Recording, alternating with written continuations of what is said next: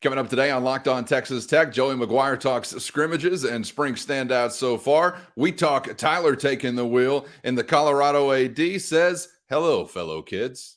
You are Locked On Texas Tech, your daily podcast on the Texas Tech Red Raiders, part of the Locked On Podcast Network, your team every day. We're going to start this thing off right. Raider!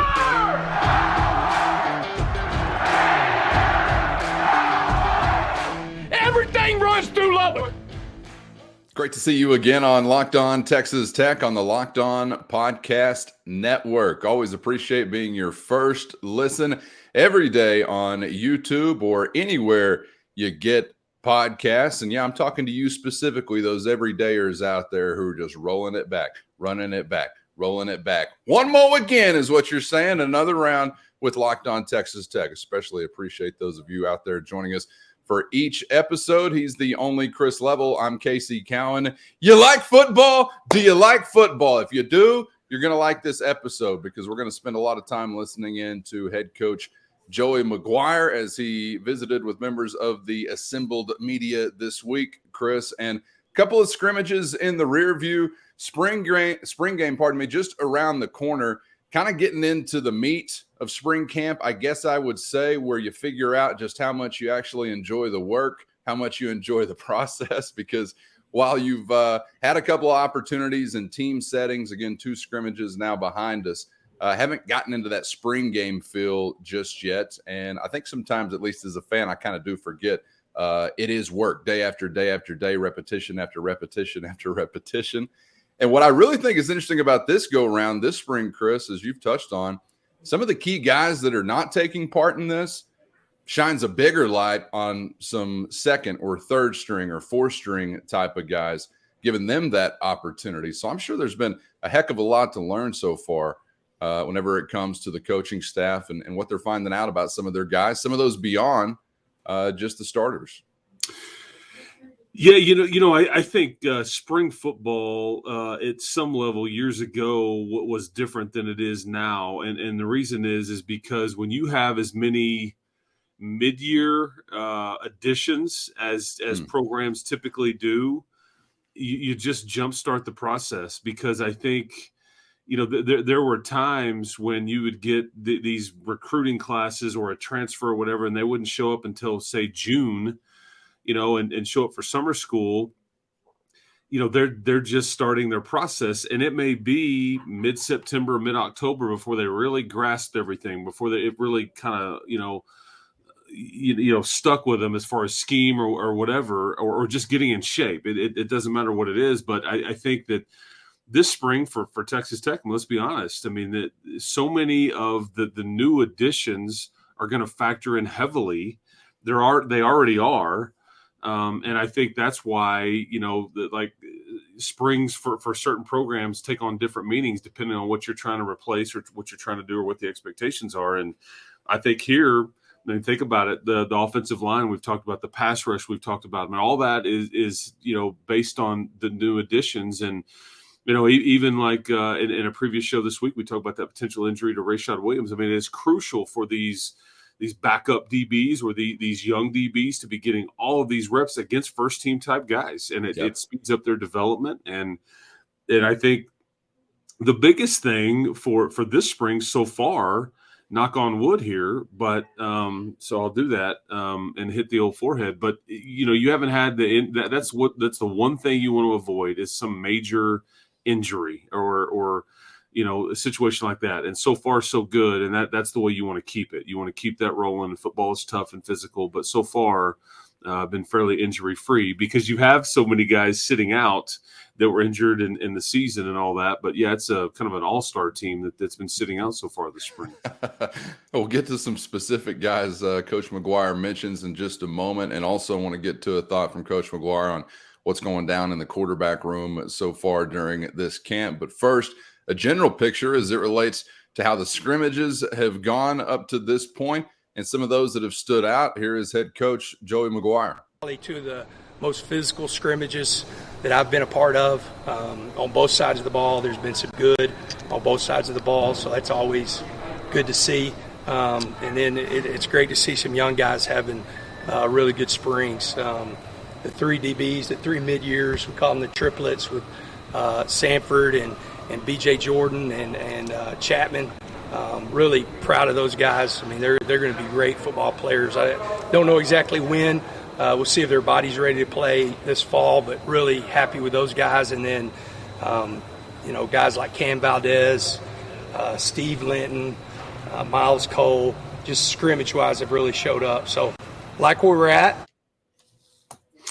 Yeah, and I think he touches on what we just talked about. I mean, I think that when you look at what this team could be in the fall, Cowan, I think that the development of the three guys he just mentioned, Jordan Sanford, Brendan Jordan, and Chapman Lewis, that could be as key as anything on your team as it relates to how you're currently built and what your potential weaknesses are. And you need one, maybe two of those guys to really step up. And I know that they know they're going to be good players, but you just may need them, sooner than later, depending on, injury situations and just depth and special teams and all those things. But look, Joey and them, they've recruited really, really well. And, it may take a bit for you to see the fruits of that labor, but some of these guys are going to get fast-tracked. And I'll give you another example. One of the most high-profile signees you had was Dylan Spencer. He was the 4-star kid that was committed to Texas for so long and changed at the last minute. Very highly recruited. And if you see him, you can understand why. He looks the part. He's 25 years old. But he is going to be allowed to kind of, I think, come along a bit slower because you have so much, ahead of him. And this is a good thing. And that's the way it's supposed to work. I don't think that, Sanford, Jordan, and Lewis have as much of that luxury just because of, Kobe Minor, departing and you've got these senior starting corners. And so, but it's nice to hear that they're kind of coming along nicely because that should be music to your ears because that's going to be one of the questions with this team next year is depth in the secondary. Well, and how about the other three guys that he mentions there at the end? You want to hear their names mentioned by their coaches often leading up to the season, and they're not in the category of, man, it'd be nice if they could provide some depth, or boy, what a bonus this guy would be if he could compete. No, when you're talking about guys like Cameron Valdez, you're talking about Linton, you're talking about Miles Cole, the three that he mentions there, they need to be in the mix day one. And some of those need to be at the top of the list as far as in the mix. Maybe not so much Valdez, but I know you're looking at Linton and you're looking at Miles Cole to really be players for you this year. So I'm glad to hear that they're flashing already. Yeah, and I think, Tim DeRuiter and Joey have said some things about how the defensive front could be better than last year. And people hear that and they scratch their head and go, how could this be? We just lost a top 10 pick. I mean, how is that possible? And I think it's because the totality of the group could be better. And again, you're even talking about moving Josiah Pierre back to maybe middle linebacker, but it's because of guys like Linton and Cole, I think is what he's touching on. And then you add that to Joseph Adedire, and then you've still got Hutchings and Bradford and so much still around them. And I hadn't seen or heard much of Quincy Ledet, who's another, defensive tackle transfer that came in here that it basically replaces the transfer that you lost, Vidal Scott, from last year. But I think Miles Cole is got a chance to be drafted. And depending on what kind of step he takes, this season, I think he's got a chance to be drafted because of his measurables. I mean, he looks a lot like Tyree Wilson. He's tall with long arms. There needs to be some production added to it. Spring is huge for a guy like that, and just his development because I think that his time is now. I think you're trying to make him understand that. And he's not the same player as Tyree Wilson. No, nobody is, but he needs to really kind of take a next step. And it sounds like, according to Joey, he's really starting to stick out a little bit. And this is good. Yeah, and I'll give you a heads up to wrap up the week tomorrow. We'll get back to some thoughts from Coach McGuire specifically on that defensive front and the chance to actually, proceed to be possibly a better group than you were a season ago where you were really impactful.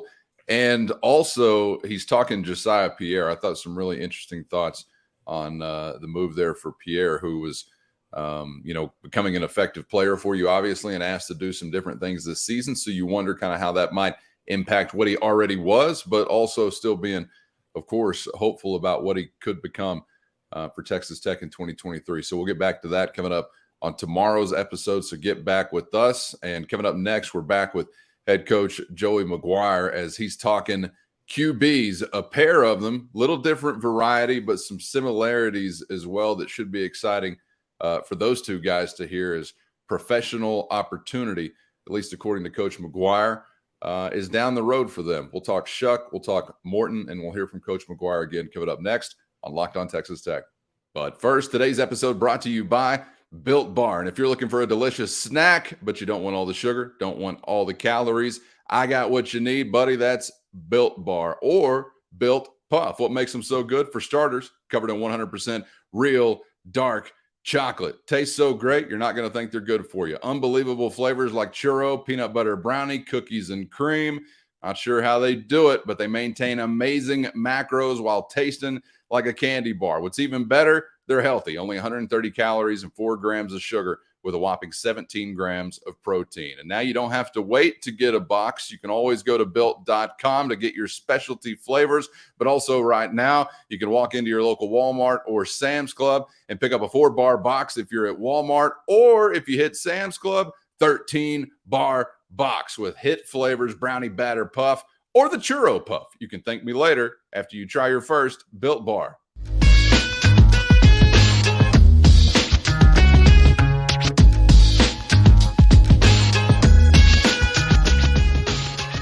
Thanks for joining us on Locked On Texas Tech on the Locked On Podcast Network with Chris. I'm Casey, coming at you from west of the 100th Meridian in the great state where it's really going down, and listening to some thoughts from Tech football head coach Joey McGuire on the program today. We're just talking scrimmages and some of what has stood out to Coach McGuire, some of what's really standing out defensively. Great to hear about. But, of course, on the offensive side of the football, some really intriguing storylines to monitor heading into 2023. One of those involving the quarterback room, which in a way, Chris, a little bit surprisingly to me, I almost feel like has been diminished as far as the offseason storyline, just because of the unadulterated success of Tyler Shough to wrap up 2023. I don't know, like halfway through last year, if you said, hey, Smith's gone, but Shough and Morton are back for 2023, I'm probably thinking at that time, again, halfway through last season or so, man, you're going to have a raging competition this offseason, and it should be quite the conversation as far as debate is concerned. I'm not hearing that. I'm not feeling that. Not to suggest that we won't both see them. I'm sure if you know how last year went, you'd want to leave some room to possibly see both of them still in 2023. And not to diminish Baron Morton, because I know what he can do and what kind of competitor he is. But I really feel like we're living in a world, even if they won't say it, where obviously Tyler Shough's got the steering wheel, right? And that's a bit of a surprise to me, I guess, given the way last season went before the finish, and that including a couple of regular season games where he played really well. Yeah, I think we're in the midst of, because it's funny. I've done some radio interviews with some folks that aren't like based in Lubbock and all those things, and they're talking Big 12, and they have. It's just funny how the quarterback position here, or this battle, is perceived by different people from the outside in, because I think there's people that, if you're close to it, I think you really get a sense that Tyler Shough has emerged as a, I don't want to say clear-cut leader, but I think closer to that than not. And it's nothing that Barron has done per se. It's just more about what Tyler has done. And then there's people that would view that as like, well, we've seen that before. This is how it was last spring, and then we saw how the season played out. He couldn't stay healthy. And so it's just kind of fascinating how this, because I think some people view the quarterback position here as a big-time strength, and I think other people look at it as a big-time question mark for some different reasons. I just know it's in good hands. And I think Tyler's had a really, really good spring. I think Barron has had a pretty good spring too. What do you think is in that question mark column? Like, why would people look at it that way? Because and what I mean by that is there a real battle going on? Do we even know who the starter will be? If they name a starter, can that starter stay healthy? So that's what I mean by that, I guess, is like kind of people aren't. And the reason I bring it up is because you're going to start to see, and it's already kind of started. This is natural. We'll get into a lot more of this in the summer months when spring ends. But people start to fill airtime with, hey, let's rank the quarterbacks. Let's who's going to be the all conference guy, this or that. And I don't think Shough or Morton are going to really get much credit there. On a top 5 quarterbacks in the Big 12 list. They're not going to get credit for being an all-conference candidate, and that's fine. And so hence the reason, like, well, Texas Tech must not be very good because, but there's reasons why. Yeah, there's reasons why that they're not going to get those accolades or be thought of in that way. And I think that's understandable based on kind of what we know of what we've seen. Well, and some of that, Chris, if I could just interject for a second, is in the simple fact that we as very lazy media members need someone to tell us this is the starter. And I need to know before I put somebody on a preseason list that he's not going to wind up as the backup week 1. These fools don't know from coast to coast, top to bottom, just like you're saying there. And I don't blame them. Not that I'm following something else extremely closely elsewhere, but I don't think that that's a non-thing. I really feel like sometimes guys, when they're getting into this type of offseason or preseason stuff, they're like, well, I'm not sure that they know, they being Texas Tech, because they haven't really come out and just said it. So I don't really know. So, yeah, I must assume that nobody's rising above. Where I don't know about you, but I feel like that's wholly inaccurate to the reality of the situation. Tyler Shough is the guy, in my words, in my opinion. And that's not to suggest that's the way everybody would state it. But I think a lot of that plays into it as well, where guys are just like, well, if the program doesn't know because they haven't made some grand announcement, I'm not so sure that I'm going to, I'm not going to put Barron Morton on a preseason list because I love him. And then all of a sudden he's QB2 week 1. What a fool I look like from the Daily Manhattan News or whatever. Right. That makes sense. I know that's convoluted, but I think actually absolutely. I think you're more than likely, as opposed to not, to get some resolution here after the spring. And I think a lot of people, if you do get that, a lot of people will panic. A lot of people from the outside looking in will go, well, and I've already even heard this on some radio stuff regionally and nationally. Well, whoever doesn't win that job, that they're going to leave. And I just, I could be wrong. I don't believe that to be true. I just don't. I think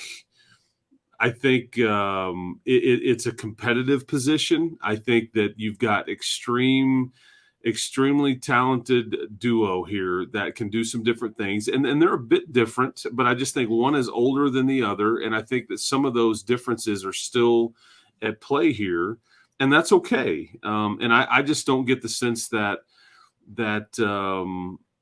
whoever doesn't win this job is going to just pack up and move out of here. It's like we already went through that gate. I felt like a little bit where that would have happened, sort of. And that being Tyler Shough remains, and so you might have thought the other guy is not going to, but we talked about that on an episode a couple of weeks ago. You might remember that if you're one of those everyday viewers or listeners. But I don't want to be like just naive, but I almost feel like we crossed that bridge a little bit. You're talking about some similarities, some differences between these two guys. Let's let Tech head coach Joey McGuire talk about it as far as their futures and their present. Here is, once again, head coach Joey McGuire. You've got two guys that I expect to develop and play on Sundays, and they've played really well off of each other. They've had great springs. When you see them physically, Shough's 230 plus, Barron's 215. So just body wise, they're in a really good spot. But been happy with both of those guys. I feel we can go out and we're in really good position. And I think some may listen to what Joey says there about those guys playing on Sundays and be real excited. So many people may hear that and roll their eyes. I'll be honest with you. I think he's dead on. I really do. I think if there's some patience shown, and because I think Tyler, based on what the NFL people come in and tell the Texas Tech coaches, whether it be offensive or the head coach or whatever, I think they all view that if Tyler can just stay healthy, he's going to be either picked or get a gallon of coffee in the NFL and a chance to make an NFL roster just because he checks way too many boxes. He's very smart. Again, I think he's an athletic guy.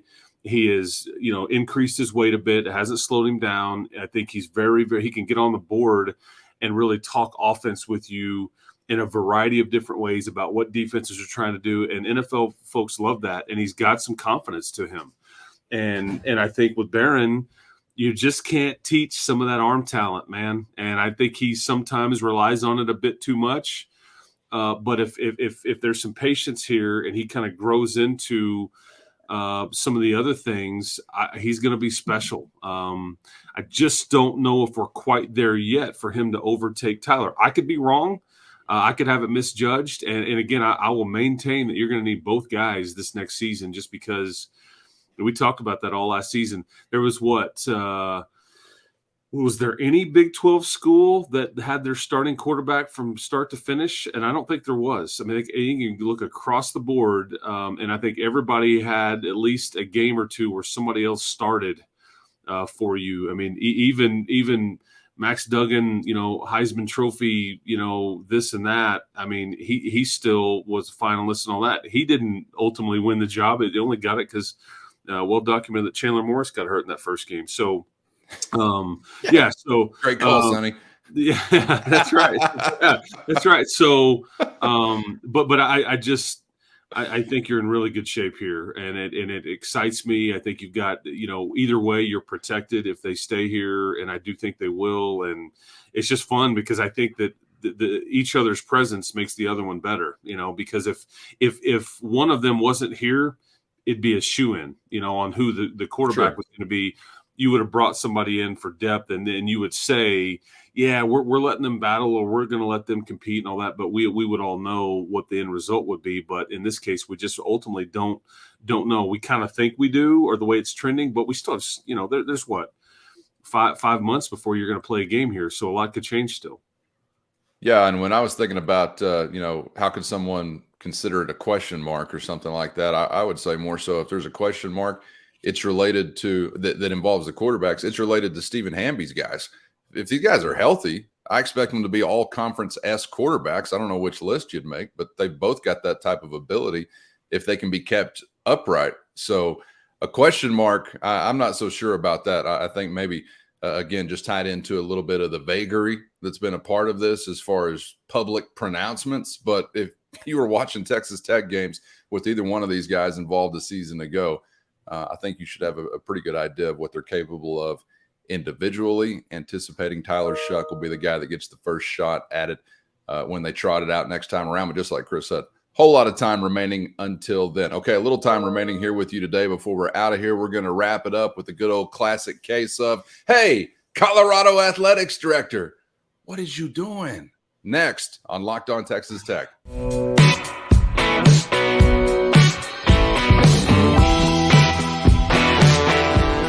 Always glad to have you along for the ride on Locked On Texas Tech on the Locked On Podcast Network with Chris Level. I'm Casey Cowan. And before we're out of here today, we must make a pit stop in the Pac-12. This is CW country.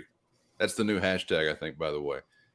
Chris, we only touch on this today because something so entertaining played out in the last 24 hours or so that we had to mention it because it also involves the athletics department, the university that you told us a little while ago.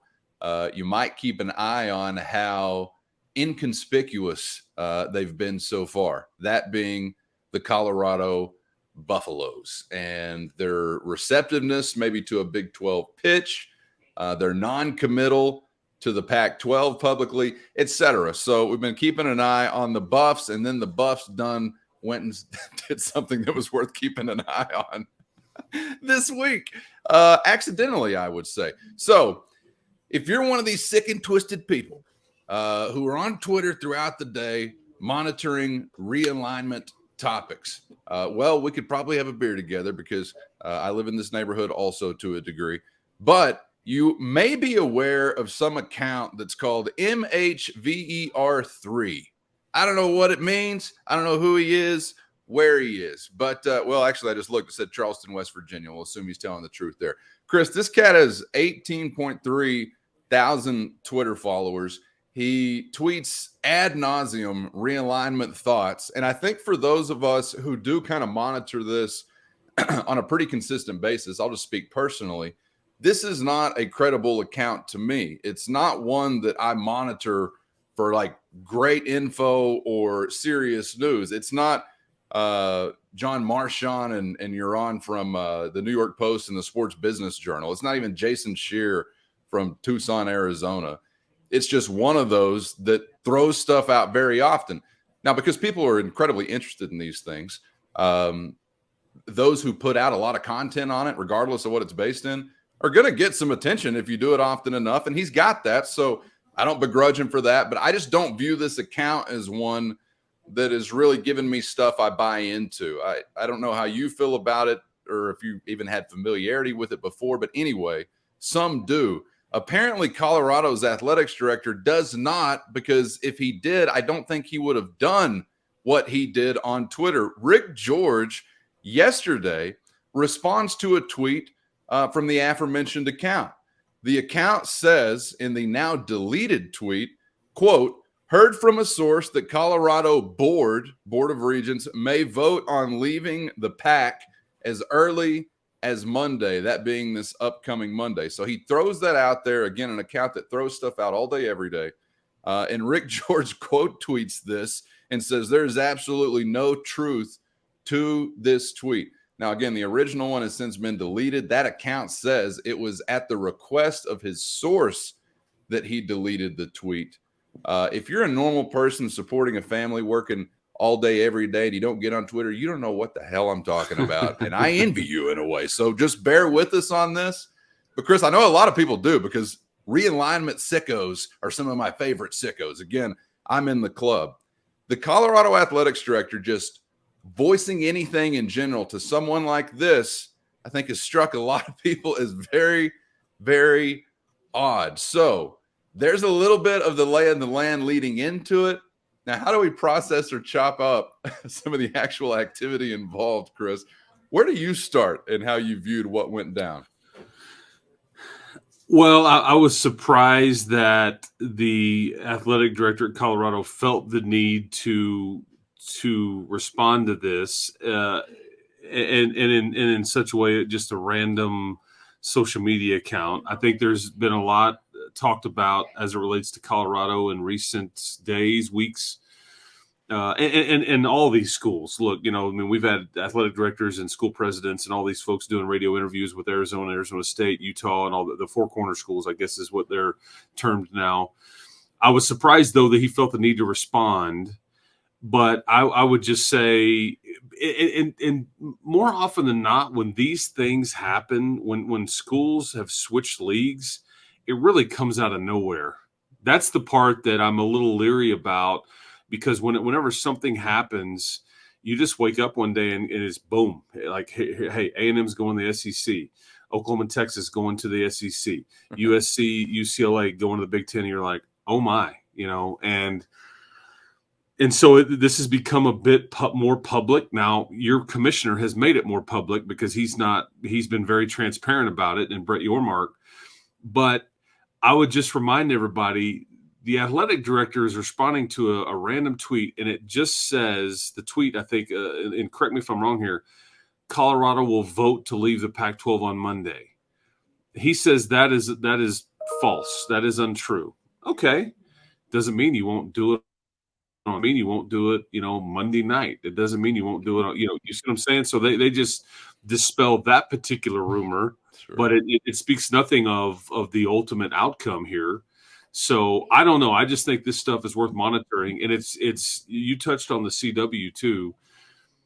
they were being reported as, okay, maybe they could carry the bulk of some of this inventory. It's now been reported. That they would have a minor piece. If they are a part of some sort of media rights deal, it would be a minor piece and some football content, but by no means are they like the primary and backing up the truck to pay, big dollars for this. It would just simply be a second or third tier type of situation. So, and just yesterday, I was listening to the aforementioned Marshawn and Urine. I hate to call him Urines. That's why I go very French, like I wasn't from Spade, Texas. Uron. And they called it extremely unlikely as far as the CW that anything is going to be involved, Chris. And he was basically saying, or they were basically saying, they wouldn't even call the conversations negotiations. It was just like, hello, how are you? Oh, great to see you. See you again later down the road or something. What time does Moesha come on? So I don't even know why that was out there. Like you start to wonder, like, why does certain things make it into the news? Why do other things not? You think the Pac-12 really wants to be connected to the CW? I doubt it. If there wasn't like a chance there, I doubt it. So like, does that come from a Big 12 corner? Is there like, does Brett Yormark's niece work for the CW? And they'll be like, oh, the Pac-12's talking to us. They'll hate for this to get out. Let's throw it out. I have no clue. But either way, the Colorado athletics director in Colorado, who has so far been very meek and mild during all of this, Chris, then responding to this is just wildly interesting to me because I don't know why. And I mentioned this to you. You and I were talking on the phone prior to the show about some of this. I just wondered if this was another example of like sometimes you get people in powerful or influential positions and you think, all right, well, they're probably there because they're incredibly in touch with everything and they consider all angles. And then you get reminders as you like become an adult that they may be the most out of touch people. Actually, they're just winging it like everybody else and maybe even to a greater degree. And I just wonder, I don't know how out of touch or in touch Rick George is, but I wonder if he just gets on the old Twitter machine and he sees this and he's like, well, this dude's got 2,000 more followers than I do. I don't really know he's just slinging realignment crap against the wall every day, but I see that 18,000 supposed people are following him. So I better douse this flame. This is like the New York Times, by God. I better douse this flame. And it's like, no, actually, you could have completely ignored it. And you and I wouldn't be talking about this today. Others wouldn't be tweeting about this yesterday and today. So maybe it was just a misstep entirely. And it wasn't like some calculated thing that actually accidentally revealed something. I don't know. I might buy into a little bit of that as well, but I guess only time will tell. But yeah, things continue to get more and more interesting in the, possible realignment world. We'll see if that actually comes to fruition or does not. But man, just another fun time with an older dude on Twitter, right? I mean, that happens occasionally. It's just fun to observe. Yes, it is.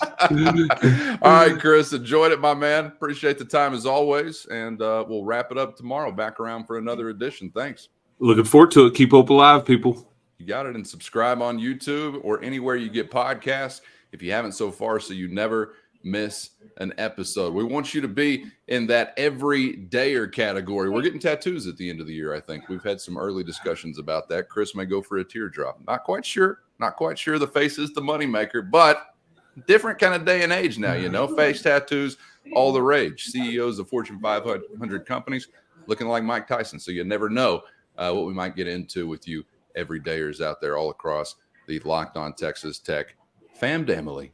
For Chris, I'm Casey. We'll see you tomorrow on Locked On Texas Tech.